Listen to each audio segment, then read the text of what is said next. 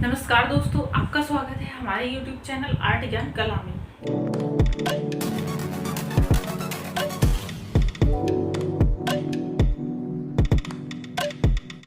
और मैं ज्योति चौहान आज आपको पढ़ाऊंगी जो हमारे टॉपिक अब तक हो चुके हैं उनसे रिलेटेड जो प्रश्न है, जो प्रश्न पूछे जाते हैं, तो वो प्रश्न मैं आपको यहाँ पढ़ाऊंगी। देखिए एग्जाम में किस तरीके से प्रश्न पूछे जाते हैं, घुमा फिरा कर, और कहाँ से पूछे जाते हैं।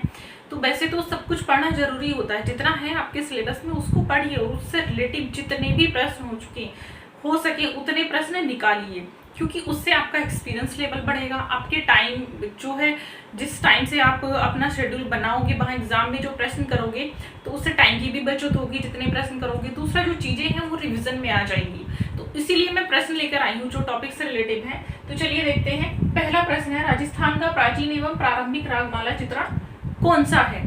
तो पूछा गया राजस्थान का प्राचीन एवं प्रारंभिक रागमाला चित्रण। तो देखिए इसमें रागमाला चित्रण का पहला ऑप्शन है निशित चूर्णी, सुपासनाचर्यम और चुनार रागमाला या भ्रमर गीत। तो देखिए इसका जो सबसे पहला जो रागमाला चित्रण था राजस्थान का वो था चुनार रागमाला। बाकी सुपासनाचर्यम और ये सारे बाद के थे, ठीक है। तो सबसे पहला इसका जो आंसर होगा वो होगा सी, चुनार रागमाला। क्वेश्चन नंबर 2 है, राजस्थान की किस क्षेत्र की कला शैली पर जहांगीर एवं शाहजहांकालीन मुगल प्रभाव दिखाई देता है?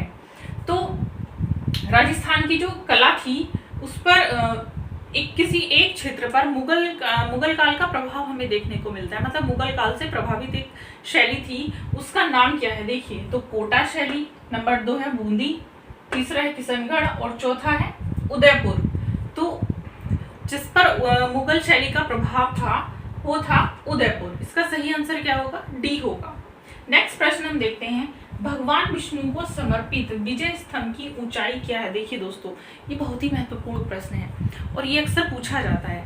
विजय स्तंभ, कीर्ति स्तंभ, इस तरह के प्रश्न और इस तरह के प्रश्नों की माप पूछ ली जाती है, इसके वास्तुकार पूछ लिए जाते हैं। तो इस तरह के प्रश्नों को बहुत ध्यान से और डीपली लेकर थोड़ा सा चलेंगे आप लोग। तो इसका आप ऑप्शन देखेंगे आप 37.19 मीटर, 48 मीटर, 45 मीटर या इनमें से कोई नहीं। मैंने यहाँ पे लिखा है इनमें से कोई नहीं, हो सकता है यहाँ पर आपको एक नई नाम भी वो दे सकता है।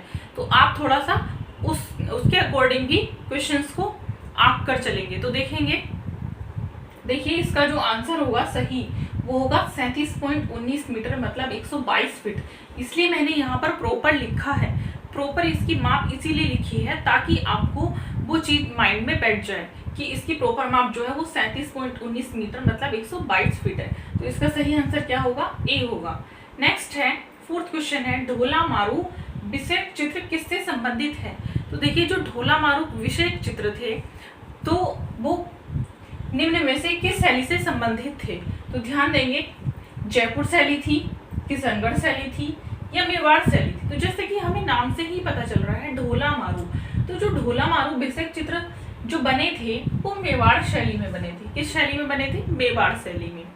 नेक्स्ट और लास्ट प्रश्न है जो मैं लेकर आई हूँ, नाथ द्वारा शैली का प्रसिद्ध मंदिर कौन सा है जिसके लिए पिछवाई चित्रण किया जाता था? तो देखिए नाथ द्वारा शैली की विशेषता थी कि इसमें पिछवाई चित्रण किया जाता था और इसकी सबसे बड़ी विशेषता थी पिछवाई चित्रण क्या था कि पर्दे पर चित्रकारी की जाती थी, तो उसको हम पिछवाई चित्रण कहते थे। और इसका जो आंसर देखते हैं, पहला है महल के लिए, दूसरा है श्रीनाथ जी का मंदिर, तीसरा है गुफा के लिए और चौथा है कोई नहीं। तो इसमें जो चित्रकारी की जाती थी वो श्रीनाथ जी का मंदिर था और मंदिर के पीछे पर्दे पर चित्रकारी की जाती थी।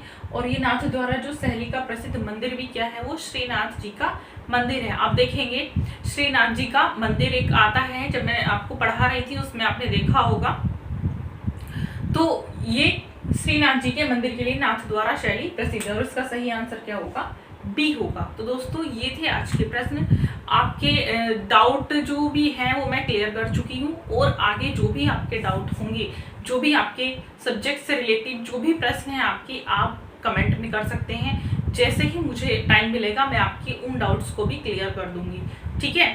और केबीएस की वैकेंसी भी आएंगी। आप देखिए वैकेंसी आने वाली है, जैसे यूपी की आएंगी, उसके बाद केबीएस की आएंगी, एनवीएस की आएंगी, डीएसएसबी की भी आएंगी। तो तैयार रहें। मतलब इस तरह से अपने आप को तैयार रखें कि वैकेंसी आए और आप हर वैकेंसी के लिए प्रिपेयर हैं और जाके सिर्फ आपको रिवीजन करना और एग्ज़ाम देना है। तो अच्छे से तैयारी करते रहें, पढ़ते रहें, जो भी आपके डाउट हैं उसको क्लियर करते रहें। सबसे मेन है कि अभी पढ़ते रहें, समय निकालें। कुछ बच्चे मैं देखती हूँ मार्केट चले जाते हैं, कहीं कुछ करते हैं, दुनिया भर के कामों में लगे रहते हैं। ये काम तो आप बाद में भी कर सकते हैं। आपको क्या करना है, आप ये सोचिए कि मुझे किसी भी तरह से दिन में 2 या 4 घंटे निकालने ही निकालने हैं। कुछ भी हो जाए, दुनिया इधर से उधर हो जाए, लेकिन मुझे 4 घंटे निकालने हैं। और अगर आपने ऐसा किया, 4 घंटे पढ़ाई कर ली, और 4 घंटे पढ़ाई करने का मतलब ये नहीं कि मोबाइल चला रहे हैं या फेसबुक खोल के बैठे हैं मोबाइल में या इधर उधर पेन चला रहे हैं, ऐसा नहीं करना है। अगर आपको पढ़ना है तो उसमें अपने आप को ये देखिए कि आप 4 घंटे बैठे हैं, तो 4 घंटे में आपने जितनी पढ़ाई की वो कितने घंटे की थी, बाकी तो आपने फालतू काम किए हैं तो वो कितनी देर किए हैं। तो उस तरह से अपने आप को पढ़ने का एक पैटर्न तैयार कीजिए कि आपको किस तरीके से पढ़ना है। तो वो जब तक आप नहीं बनाएंगे अपना टाइम टेबल, तब तक आपकी पढ़ाई अच्छी नहीं होगी। और पढ़ाई करने का सबसे सही तरीका यही है। और मैं उनको भी कहना चाहूँगी जिनको टाइम नहीं मिलता, देखिए टाइम किसी के पास नहीं है आज के डेट में। पता नहीं कि कितने काम हो जाते हैं, मुझे भी नहीं पता है कि लोगों के पास कितने काम हो गए हैं, लेकिन आपको टाइम निकालना पड़ेगा।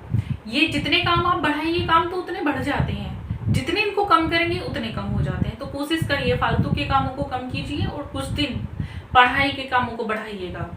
और हाँ, किताबें खरीदने में या पढ़ाई में कंजूसी नहीं की जाती। आप फालतू की चीज़ों में कंजूसी कीजिए। 1-2 साल अपने लिए कपड़े कम खरीद लीजिए, थोड़े महंगे नहीं सस्ते खरीद लीजिए, थोड़े अपने ऊपर कम खर्च कर लीजिए, अपनी किताबों पे अपनी पढ़ाई के लिए खर्च कीजिए, तो आपको उसका लाभ मिलेगा, आपको उसका फ़ायदा भी होगा, फ्यूचर में होगा। और फ्यूचर में आप जितना मर्जी उतने कॉस्टली कपड़े पहनिए, कुछ भी करिए, एंजॉय करिए, तो वो चीज़ आपको बहुत ही फ़ायदा देगी इन फ्यूचर।